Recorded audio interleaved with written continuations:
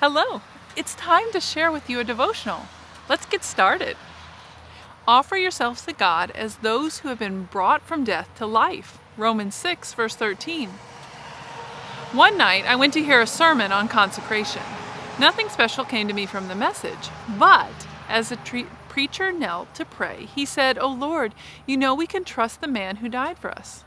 That was my message. I rose from my knees and walked down the street to catch the train.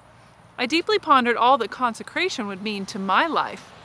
I was afraid as I considered the personal cost, and suddenly, above the noise of the street traffic, came this message: You can trust the man who died for you. I boarded the train, and as I traveled toward home, I thought of the changes, sacrifices, and disappointments that consecration might mean in my life, and I was still afraid.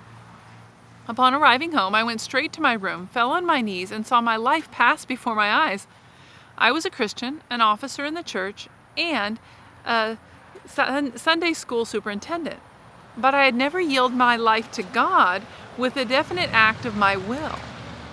Yet, as I thought of my own precious plans that might be thwarted, my beloved hopes to be surrendered, and my chosen profession that I might have to abandon, I was afraid.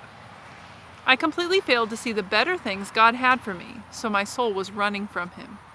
And then, for the last time, with a swift force of convicting power in my inmost heart came that searching message. My child, you can trust the man who died for you. If you cannot trust him, then who can you trust? Finally, that settled it for me, for in a flash of light, I realized that the man who died for me loved me enough to die for me. He could also be absolutely trusted with the total concerns of the life he had saved. Dear friend, you can trust the man who died for you. You can trust him to thwart each plan that should be stopped, to complete each one that results in his greatest glory and your highest good. You can trust him to lead you down the path that is the very best in this world for you. Just as I am, thy love unknown has broken every barrier down. Now to be thine, yea, thine alone, O Lamb of God, I come. Life is not wrecked to be saved out of the world, but an investment to be used in the world.